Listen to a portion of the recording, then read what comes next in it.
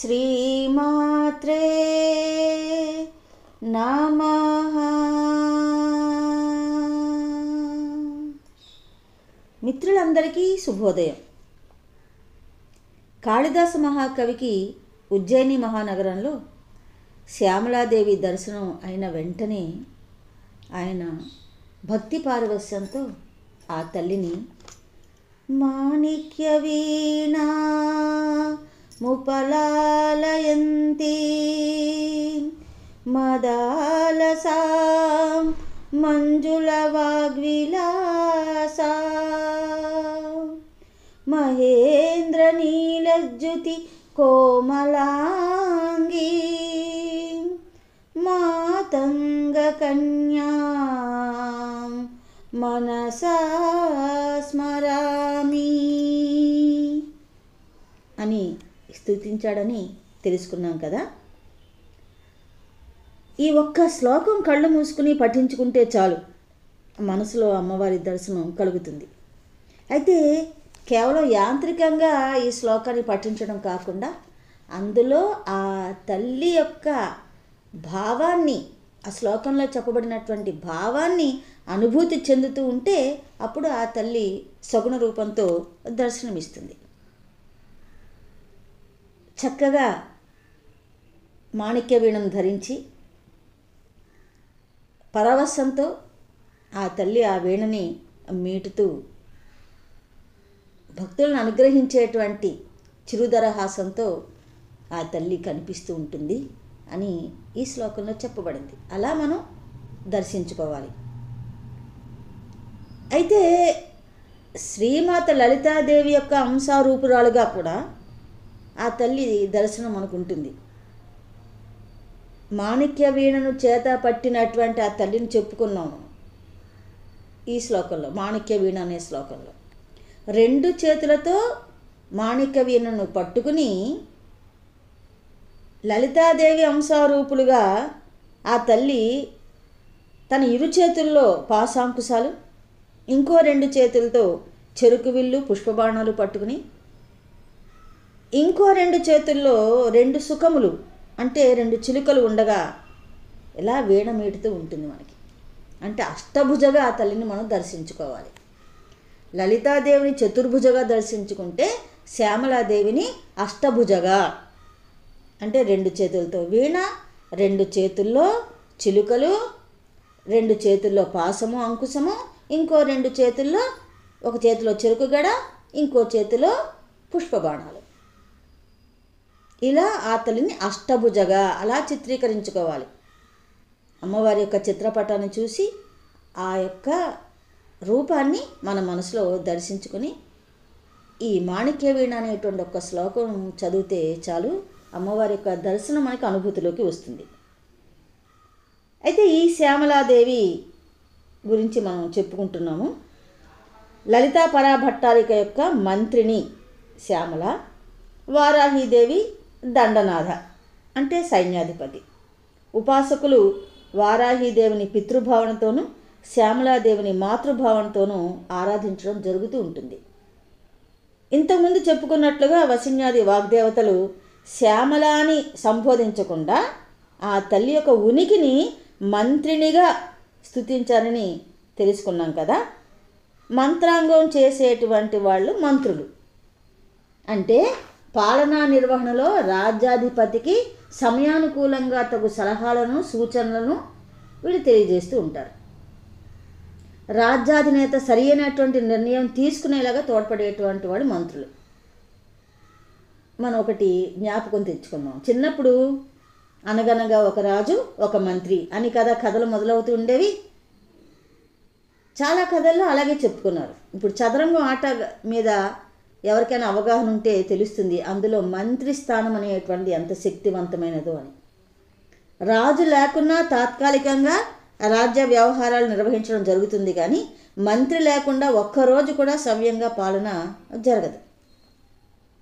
లలితా పరాభట్టారిక యొక్క రాజ్యం ఏమిటి? సామాన్యమైన రాజ్యమా, కేవల రాజ్యమా? అది కాదు కదా. అది మోక్ష సామ్రాజ్యం. సృష్టి స్థితి లయ తిరోధానము అనుగ్రహము అనేటువంటి పంచకృత్యాలు నిర్వర్తించేటువంటి పంచకృత్య పరాయణి కదా ఆవిడికి మంత్రి అవసరం ఎంత ఉంటుంది? ఆవిడ యొక్క మంత్రి శ్యామలాదేవి. అంటే అమ్మవారిలో ఉన్నటువంటి బుద్ధి తత్వమే మనకి సగుణ రూపంలో శ్యామల, అలా మనం అర్థం చేసుకోవాలి. ఆ శ్యామలాదేవి యొక్క బుద్ధి కుశలతతో లలితాదేవి తన యొక్క సామ్రాజ్యాన్ని అంతటినీ కూడా సవ్యంగా పరిపాలన చేస్తుంది. లలితా సహస్రనామ స్తోత్రంలో మంత్రిని సత్ రాజదు అని ఉంటుంది. అంటే అర్థం ఏమిటి? జ్ఞానశక్తి స్వరూపిణైనటువంటి శ్యామలాదేవికి ప్రధానమంత్రినిగా అమ్మవారు నిర్ణయించుకుని ఆ అధికారానికి సంకేతంగా అందరికీ తెలిసేటట్టుగా తన చేతి ఉంగరాన్ని శ్యామలాదేవికి అందించింది.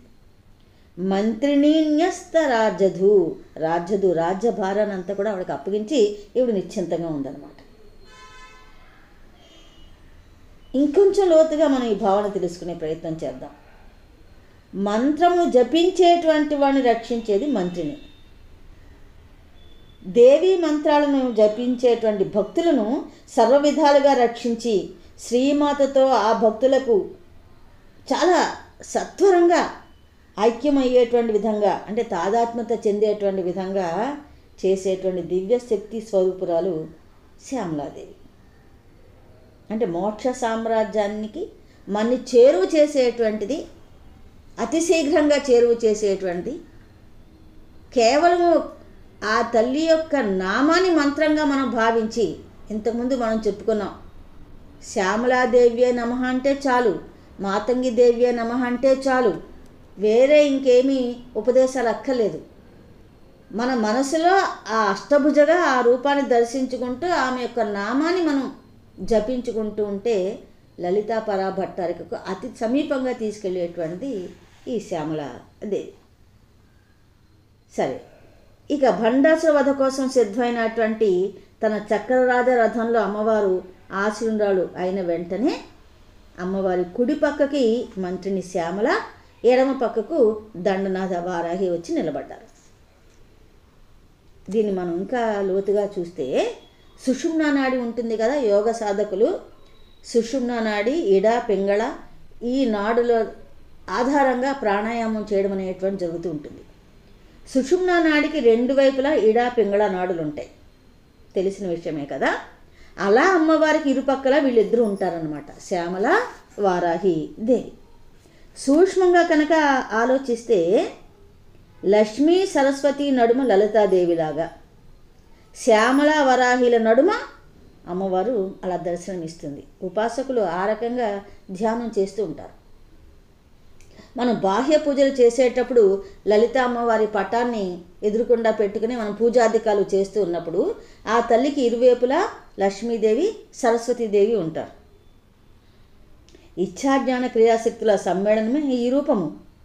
అలాగే ఉపాసకులు ఏం చేస్తారు అంటే శ్యామల అంటే కుడి పక్కన శ్యామల, ఎడమ పక్కన వారాహీదేవి, నడుమ లలితాదేవి ఉండేటువంటి విధంగా వాళ్ళు ఉపాసన చేస్తారు. మనం ఈ నవరాత్రులలో అవి ఈ గుప్త నవరాత్రుల్లో వారాహీదేవి నవరాత్రులు కావచ్చు, శ్యామలాదేవికి సంబంధించిన నవరాత్రులు కావచ్చు, ఈ నవరాత్రులలో లలిత అమ్మవారిని వీరిరువురి మధ్యన మనం దర్శనం చేసుకుంటూ ధ్యానం చేయాలి. ఇక తనతో పాటుగా యుద్ధానికి సన్నద్ధమైనటువంటి ఈ శ్యామలాదేవికేమో అమ్మవారు గేయ చక్ర రథాన్ని ఇచ్చింది. శ్యామలాదేవి యొక్క రథం పేరు గేయ చక్రము. వారాహీదేవికి అమ్మవారు కిరిచక్ర రథాన్ని ఇచ్చారు. అంటే యుద్ధంలో రథాన్ని అధిరోహించి యుద్ధ కార్యక్రమం అంతా కూడా జరుగుతూ ఉంటుంది కదా, అలా. అంటే చక్రరాజ రథారూఢైనటువంటి అమ్మవారు తన రథంలోంచి ఈ రెండింటిని కూడా సృష్టించి ఇచ్చింది, వేరే వేరే కాదు. అంటే లలితాదేవి తనలోంచి అంశామూర్తులుగా వీళ్ళిద్దరిని ఎలాగైతే వ్యక్తపరిచిందో అదేవిధంగా వాళ్ళకి తగినటువంటి విధంగా ఆయా రథాలను ఆ తల్లి వాళ్ళకి బహుకరించడం అనేటువంటి జరిగింది.